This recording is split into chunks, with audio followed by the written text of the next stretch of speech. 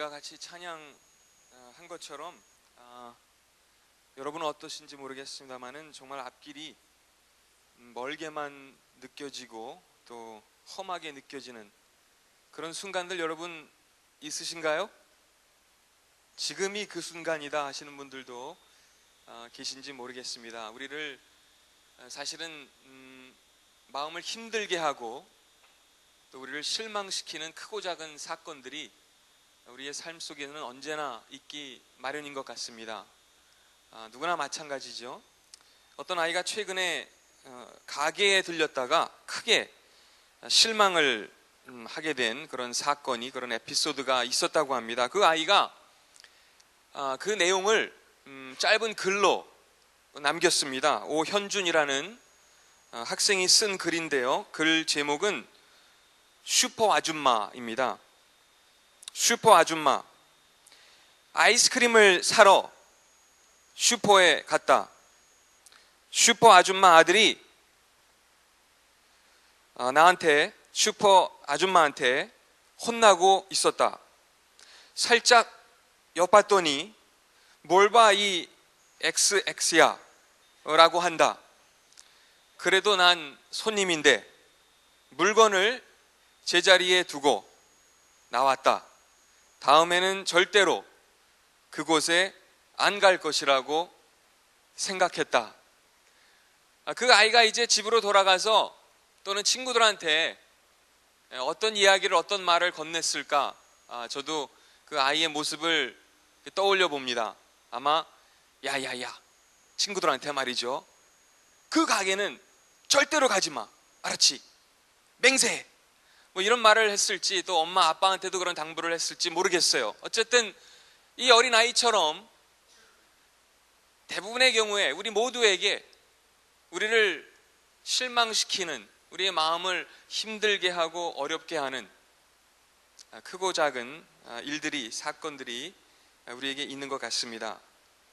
하지만 그와 동시에 우리가 오늘을 살아가면서 어쩌면 우리를 만드신, 우리를 지으신 하나님 아버지, 그분을, 하나님을 우리는 실망시키는 그런 순간들은 없나 생각을 해보게 됩니다. 오늘 본문은 계속해서 이어지는 창세기의 말씀을 중심으로 시작 시리즈이죠. 그래서 오늘은 그 세 번째 시간으로 오늘 본문 말씀 창세기 4장 1절부터 7절까지, 그리고 창세기 5장 3절부터 5절까지 제가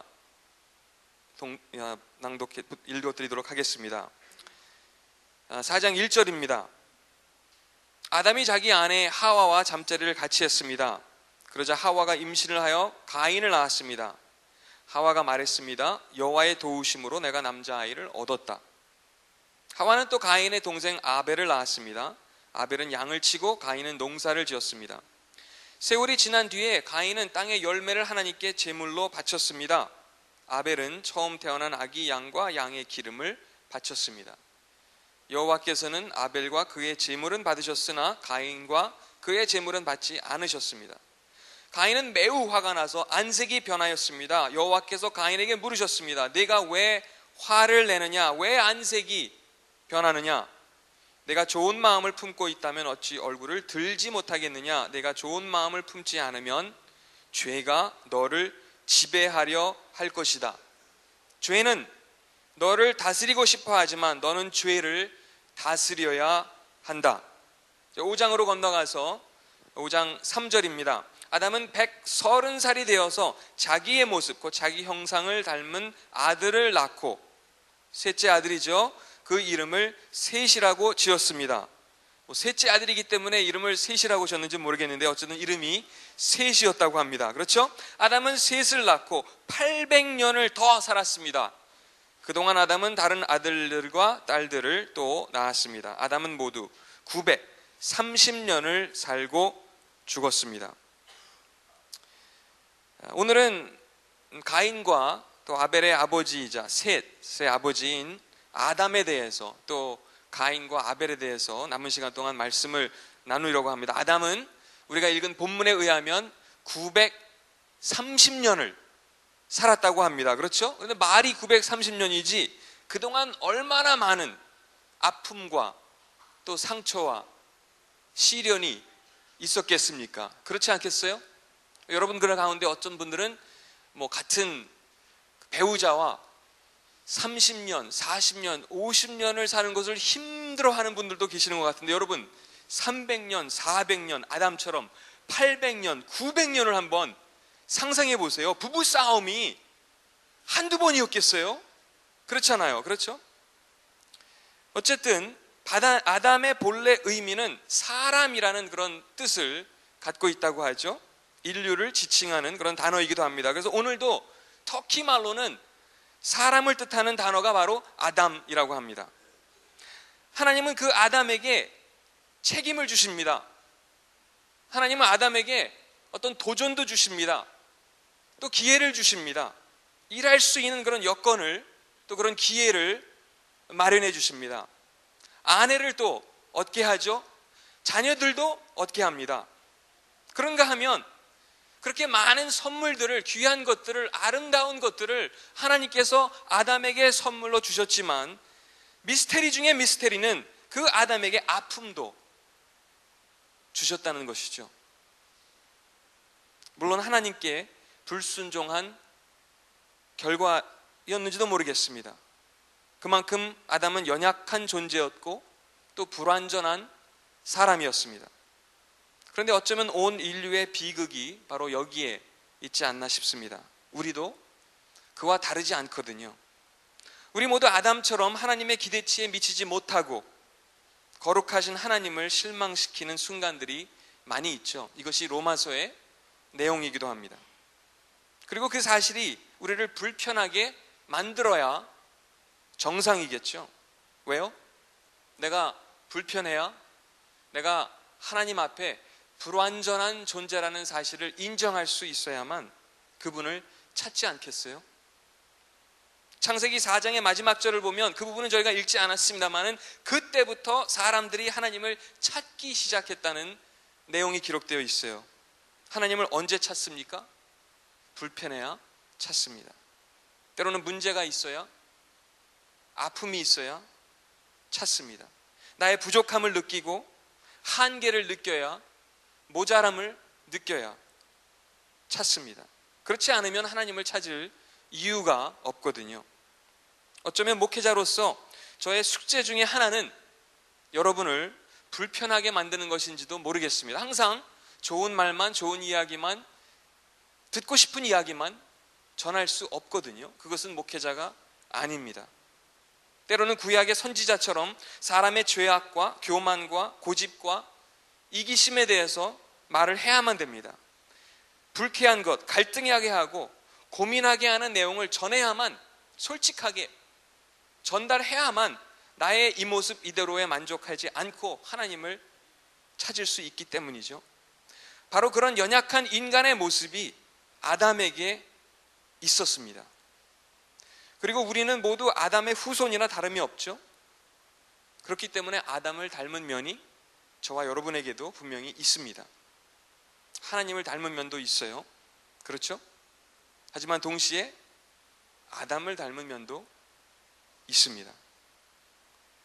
하지만 우리를 만드신 하나님을 닮는 것보다 아담을 닮는 것을 선택하는 순간들이 때로는 더 많기도 합니다. 그런 의문을 품는 분들이 있죠.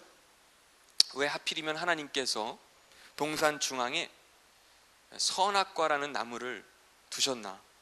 먹지 못하게 할 거라면 아예 만들지를 말지, 거기에 두지를 말지, 그러한 질문을 던질 때가 있습니다. 하지만 선악과는 무엇보다도 우리의 한계를 알게 하기 위한 것이었습니다. 그런데 사람은 그 한계를 인정하고 싶지 않은 겁니다.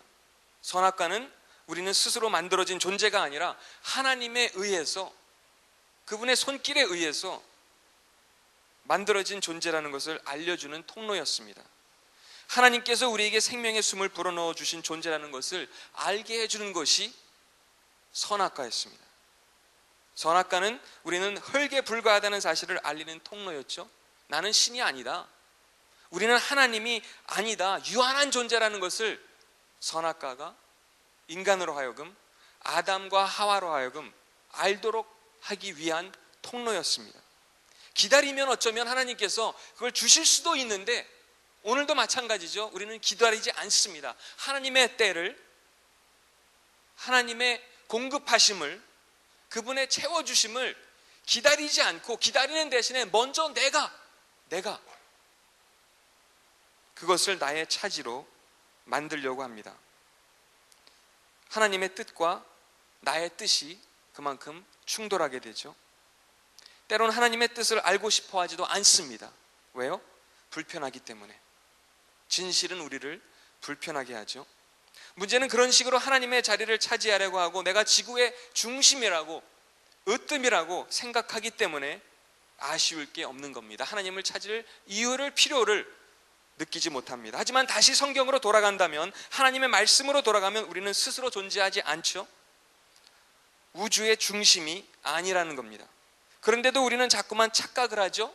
우리의 한계를 계속해서 시험합니다. 멈출 줄 모르고, 절제할 줄 모르고, 양보할 줄 모르는 드라이브가 우리 모두에게 있거든요. 항상 넘버원이 되고 싶고 더 많은 것을 갖고 싶어하고, 아담과 하하처럼 계속해서 무언가를 끊임없이 움켜쥐려고 합니다. 왜 그래요? 내가 하나님이라고 생각하니까, 내가 우주의 중심이라고 생각하니까 내 마음대로, 내 생각대로, 내 뜻대로 하면 된다. 그 결과로 우리에겐 어마어마한 손해를, 피해를 우리는 입게 됩니다. 그것도 어디 한두 가지입니까? 사람이 얼마나 많은 시련과 또 아픔 속에서, 괴로움 속에서 오늘을 살아갑니까? 평탄한 순간보다는 그렇지 못한 순간들이 더 많죠. 주위를 보십시오. 멀리 볼 필요도 없습니다. 뿐만 아니라 누구에게나 어김없이 찾아오는 죽음이라는 현실도 있습니다. 하나님께서 우리에게 생명을 주셨고 호흡할 수 있는 능력을 주셨다면 그분의 형상을 따라서 그분의 모습을, 그분의 마음을 반영해야 되는데,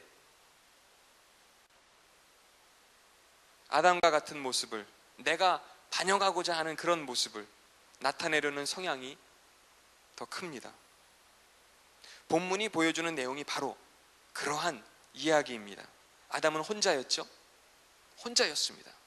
그런 아담에게 하나님은 인생의 동반자를 붙여주십니다. 그리고는 자녀들을 허락하십니다. 처음에는 가인과 아벨이 태어납니다. 가인은 질투심에 그의 동생 아벨을 죽이게 되죠. 살인합니다. 왜 그래요? 모든 것이 자신의 차지가 되었으면 하는 바람에서, 또 동생이 자신의 사랑을, 아버지의 사랑을, 또 하나님의 사랑을 가로채 갔다고 생각을 하게 됩니다. 또 하나님은 불공평하다고 생각을 하게 됩니다. 이것이 인류의 현실이기도 합니다. 하나님이 가인에게 물어보죠. 내 동생 아벨이 어디 있니? 그때 가인이 뭐라고 대답합니까? 제 알 바가 아닙니다. 제가 제 동생을 지키는 그런 존재입니까? 제 동생이 저와 무슨 상관이 있습니까? 하나밖에 없는 동생인데. 가인은 그렇게 하나님의 질문에 대답을 합니다. 분명히 가인은 인정을 못 받았다고 느꼈을 겁니다. 그렇게 생각할 만한 충분한 이유도 있었겠죠. 제물을 드렸을 때 하나님은 가인의 제물은 인정하지 않았습니다. 그러니 상처가 될 수밖에요. 하지만 동생의 제물은 인정해주고 자신은 인정해주지 않는 겁니다. 뿐만 아니라 자신의 아버지인 아담의 인정을 받기 위해서 가인이 얼마나 노력했을까, 얼마나 애를 썼을까 생각해 봅니다. 여러분, 사람에게는 이것보다 더 큰 상처가 없을 것 같습니다. 특히나 부모가 나를 인정하지 않는 것처럼 사람의 마음을 아프게 하는 것이 어디 있겠습니까? 그렇죠? 하지만 이것이 본문에 나와 있는 그 이야기 내용 그대로, 그것처럼 오늘 어쩌면 오늘을 살아가는 우리의 이야기이기도 합니다. 이것이 바로 죄의 결과죠. 우리 모두의 아픔이자 우리 모두의 현실이라는 겁니다. 죄는 상처를 낳게 됩니다. 또 다른 아픔을, 또 다른 상처를 낳게 되죠. 죄는 사랑했던 사람들과의 그 사이의 간격을 더 크게 벌어지도록 하죠. 가까웠던 사이도 멀어지게 합니다. 인정받지 못하게 합니다.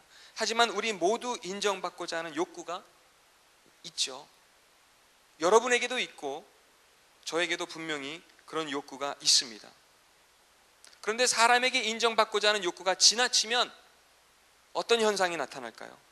적어도 두 가지 현상이 나타나는 것 같습니다. 한쪽으로는 결과 중심적인, 일 중심적인 그러한 삶을 살아갈 수 있습니다. 자꾸만 보여지려고 하고요, 과시하려고 합니다.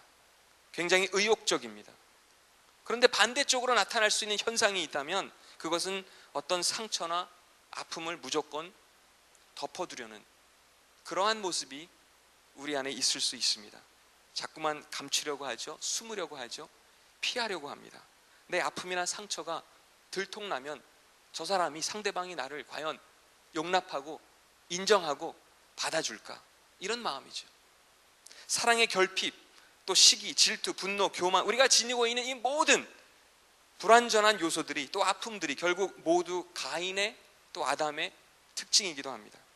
우리 모두에게 두려움도 있고 갈등도 있고 아픔도 있고 상처도 있고 가인의 흔적이 아직까지 오늘도 우리를 때로는 지배한다는 사실입니다. 병든 마음이 있는 거죠. 어떤 분이 그런 이야기를 해주셨어요. 70대 어르신이신데 40대 아들에 대한 이야기를 저한테 들려주셨습니다. 우리 교회뿐은 아닙니다. 근데 아들이 언제부터인지는 모르겠지만 우울증이 심하다는 겁니다. 뭐 약도 먹고 다 해봤지만 그래서 일도 못해요. 지금도 일을, 그 젊은 40대에도 일을 내려놓은 상태입니다. 그만큼 우울증이 심하다는 겁니다. 그래서 기회가 되면 아버지는 그 일 때문에 그 아들로 인해서 얼마나 마음이 아프겠어요. 그렇죠? 그래서 아들을 찾아가기도 하고 위로하기 위해서 노력하고 또 같이 여행을 가기도 하고, 여행을 가면 그 아들하고 같은 침대에서 잠을 자고 또 말씀으로도 위로하고 격려하고 기도해주고, 그러면서 그분이 이런 말씀을 하세요.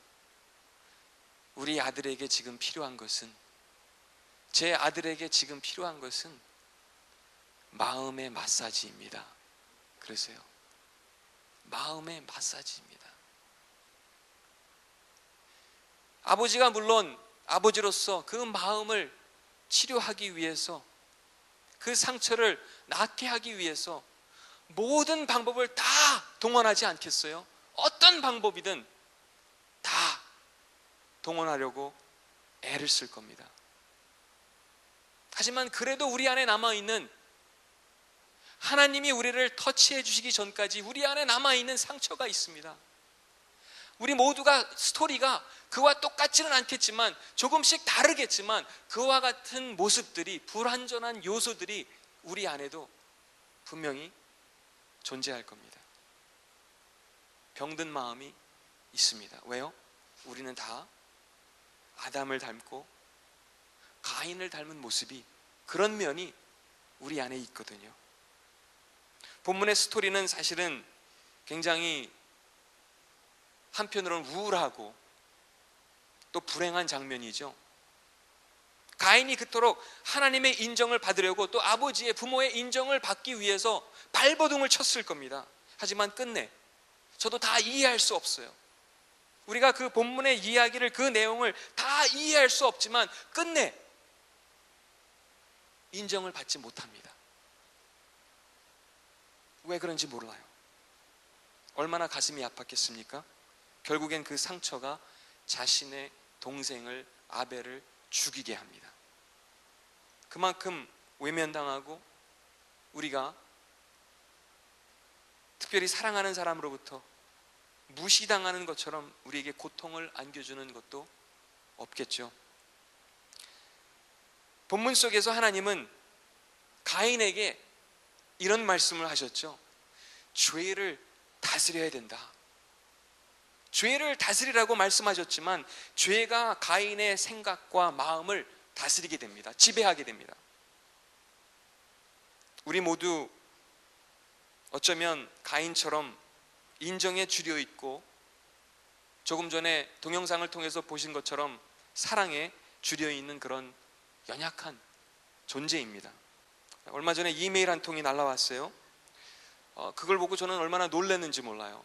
왜냐하면 저도 전혀 몰랐던 사실인데, 어느 출판사에서 그 인터넷 기사 내용을 발견하고 이제 제 책에 대한 응원에 대한 내용이었는데, 그걸 이제 저한테 포워딩해 준 거예요. 이 기사 내용을 한번 보세요. 왜냐하면 국립중앙도서관에서 저의 책을 추천도서로, 여름에 읽을 만한 추천도서로, 이거를 그냥 동네, 여러분 별로 놀라지 않으시는 것 같은데 동네 마을 도서관이 아니잖아요. 그렇죠? 시립도서관도 아니고 대한민국의 국립중앙도서관에서, 물론 베스트셀러는 아직 아니에요. 하지만 그걸 내놓았다는 거예요. 추천도서로. 뿐만 아니라 그것도 모자라서 그 출판사에서 저한테 두 번째 메일을 또 보내줬어요. 며칠 지나, 한 2, 3일 지나서. 저도 몰랐는데 그 기사를 제가 어디서 찾겠어요. 근데 그 사람은 출판사라서 그런지 아주 기가 막히게 그런 자료만 어서 골라서 찾아가지고 보내주는데, 두 번째는 더 놀라웠어요. CEO들을 위한, 우리나라 CEO들을 위한 7권의 책을 추천해 주는데 그 책에 응원이라는 책도 포함되어 있는 거예요. 아직도 안 놀라세요, 여러분? 아니, 그 뜻은 아니고요.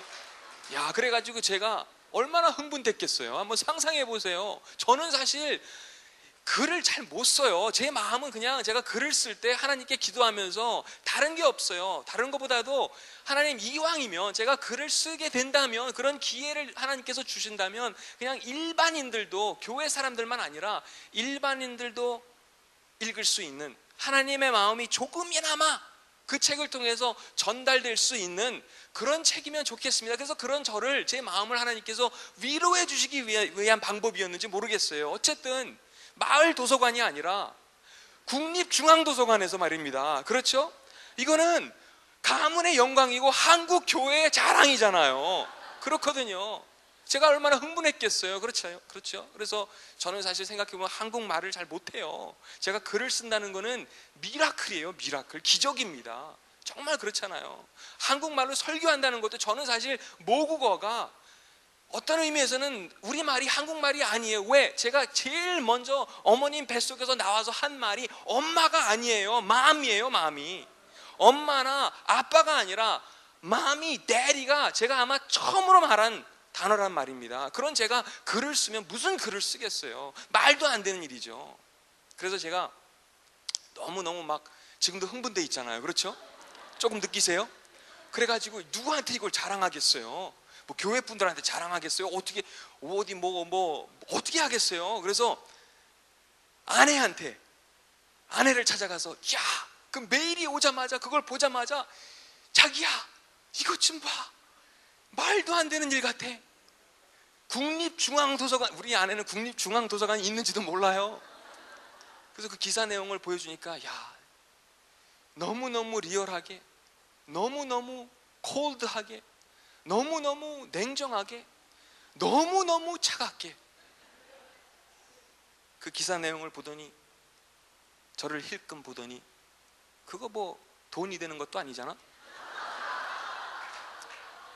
뭐 구체적으로 그렇게 표현한 건 아니지만 표정에 다 그렇게 나와 있거든요. 얼굴에 다 그렇게 써 있어요. 그렇죠? 아마 제 아내는 저를 너무나 잘 알기 때문에 제가 교만해질까봐, 교만 마귀가 생길까봐. 그렇죠? 근데 누구에게나 이렇게 인정받고자 하는 마음이 있습니다. 저도 마찬가지예요. 하지만 사람의 인정은 오래가지 않죠. 예수님께서 이 땅에 오셨을 때 그분은 사람의 인정을 받기 위해서 오시지 않았습니다.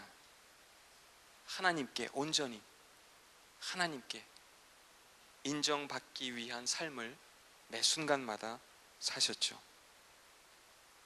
고린도전서 15장 22절에는 이런 말씀이 있습니다.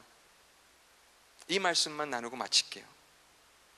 아담 안에서 모든 사람이 죽은 것 같이 그리스도 안에서 모든 사람이 생명을 얻게 될 것입니다.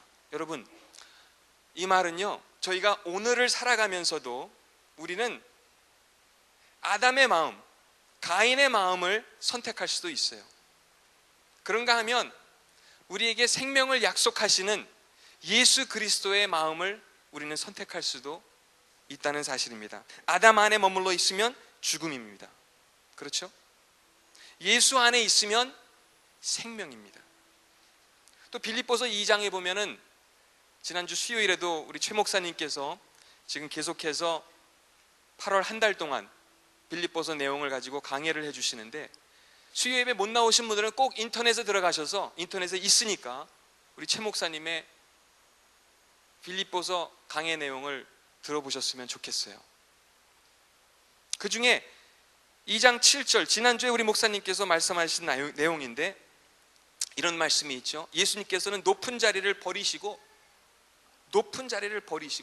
낮은 곳으로 임하셨어요. 사람의 모습으로 이 땅에 오시고 종과 같이 겸손한 모습을 취하셨습니다. 여러분, 조금 전에 말씀드렸죠. 우리는 첫 번째 아담을 닮을 수도 있습니다. 또 아담의 아들인 가인을 닮을 수도 있어요. 하지만 두 번째 아담인 예수 그리스도를 닮을 수도 있는 줄 믿으시길 바랍니다. 가인은 뭐라고 했죠? 내 형제가, 내 동생, 내 아우 아벨이 나와 무슨 상관이 있습니까? 내가 내 동생을 지키는 존재입니까? 내가 그런 사람입니까? 저는 모릅니다. 가인이 동생을 죽인 뒤에 하나님께 묻는 질문에 그렇게 대답해요. 저는 모릅니다. 제 동생이요? 모릅니다. 제 동생이요? 상관하지 않습니다. 그런 마음이 우리 안에도 있을 수 있다는 겁니다. 아시죠? 그런데 예수님의 말씀을 들어보세요. 예수님은 뭐라고 하시나요? 내 형제는 절대적으로 저와 상관이 있습니다. 아니, 내 형제를 죽기까지 사랑합니다.